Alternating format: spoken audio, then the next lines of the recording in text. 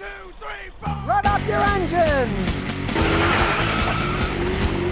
All right, it's now official. Scientists have gone totally mad. It turns out that they're now working on an octane on delivery system for your car. Turns out that the Department of Energy's Pacific Laboratory is working on a way to give your car octane on demand when it needs. They're trying to figure out a way that they can chemically remove the ethanol from your gasoline, or just cruising along. It can run on plain old gasoline with no ethanol, but when you want to accelerate hard, it will leave the ethanol in. The problem with ethanol is used to boost the octane rating, but ethanol has less British thermal units. So there's less energy in the ethanol. So you get worse gas mileage and you have less horsepower. What they're working on is a system that chemically separates the ethanol out of the gasoline that's already in your tank. When you're just cruising, it can run on just plain old gasoline and get better gas mileage. But when you accelerate, it adds the ethanol in so your engine doesn't ping because the octane's too low. Well, Scotty says the world's officially gone bonkers now. The oil companies, they're adding the ethanol when they make it to boost the octane. Then you're going to have a chemical factory inside your car to take the ethanol out when you need to. That's got to be the dumbest idea I ever heard in my life.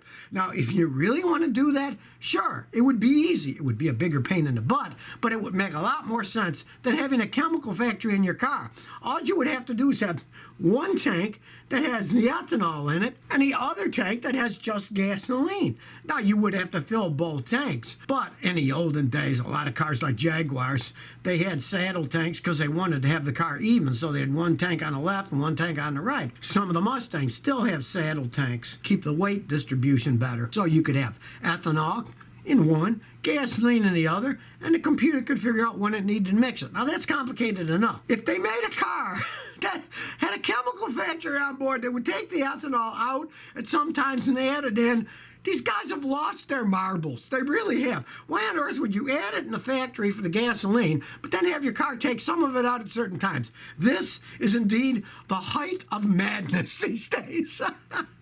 Million Miler 24 says, Scotty, what's your take on Hertz bankruptcy? If they sell off their fleet of rentals, will any of them be a good buy? Maybe in a fantasy world, you think, oh, you're going to get a great deal on it. Let's look at the real world. The real world is this. People filed for bankruptcy for one reason, so they don't have to pay their debtors. It doesn't mean that they're going to disappear.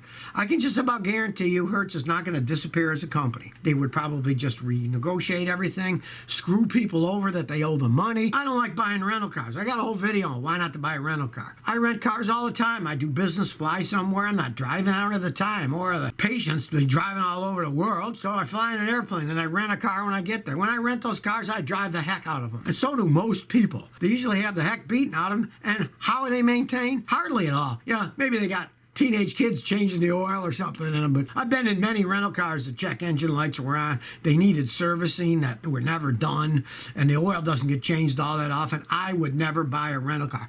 I've had customers buy rental cars, and I'd say over 50% of them were really disappointed if they kept them for years because they had problems they might not have had if they would have bought the car from a private individual or bought it new, because they don't maintain them all that well. And they're not going to give you any fantastic deals because half the time they don't even own the cars anyway.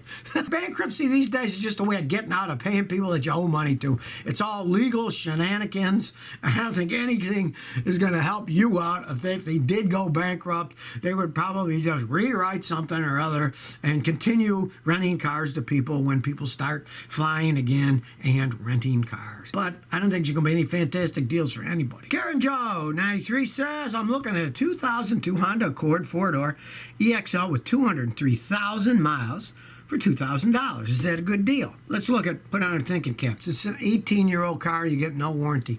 They are well-made cars. The only real problem those things had, sometimes their automatic transmissions were weak. As with any used car, have a guy like me, a real mechanic, who's been doing it for a while, check it out for you. If he says it's okay, if you don't mind spending $2,000 for a car that's got 203,000 miles and is 18 years old, go ahead. Me, I'd offer him $1,500 for it. I mean, considering that I bought my wife a Lexus for $3,000. that had 60,000 miles, and that thing's got 203,000 miles. There's no way I'd pay $2,000 for that car. But if it's okay and you like it, $2,000 isn't much for a car these days, but I would try it out for less. You get no guarantee. It's almost a 20-year-old car with 200,000 miles. There's only so much money that those things are actually going to sell for. 202 Ray says, I'm looking for a commuter car. Should I get a 2000 Integra or a 2000 Civic? Which would be best? All right, well, I definitely go with the Civic there. They're both built by Honda, but the Integra is a little higher end car.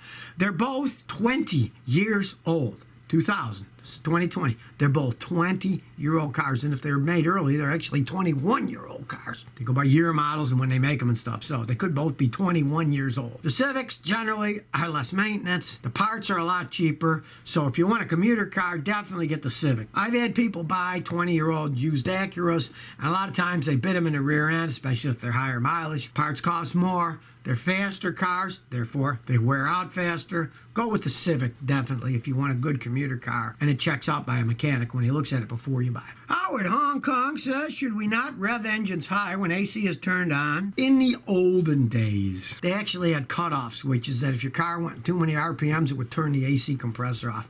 But that was back in the 1960s. That was a long time ago. The AC systems are perfectly fine. They're made to take any kind of revolution. You're just spinning the air compressor. If it gets cold enough, it'll just turn it off. The computer will shut it off. But realize that the way modern cars are made, if you're going down the road, say you're going 70 miles an hour and the car's spinning, when the AC gets too cold, it turns the compressor off, and then later it turns it on, and it's gone from not turning to going to 4,000 RPM. That doesn't hurt it, so it really doesn't matter. In the olden days, yeah, but modern cars made in the last 30 years or so, you don't need to think about it. Just turn the AC on and run it. If it's operating normally, you're not going to hurt it by having it on at any particular speed. Well, here we go. It turns out that the New York Auto Show that was canceled, the virus, supposed to be in April. Now they're canceling it again. They're going to have it in August, but they're deciding to cancel the whole thing. Who knows what's going to be happening in August? Well, you know what I say? What I say is New York City, contrary to the people who live there, is not the center of the universe. Have auto shows someplace else. That's all I gotta say. I can't stand this national news stuff. Everything you think New York City is the center of the universe. No, it isn't. This is a big country. There's lots of places they can have auto shows to show their stuff off. And, you know, they're all conservative, of course. And, whoa, the big New York City show. When I was a kid, I went there once. Didn't particularly impress me. It wasn't any different than the other auto shows I've been to. So they're canceling that now. But like I said, there's plenty of space in this country for auto shows. Other places can have them. They could easily have plenty enough separation. They could have auto shows in, hey, let's say, football stadiums that they're not using now. That'd be kind of cool.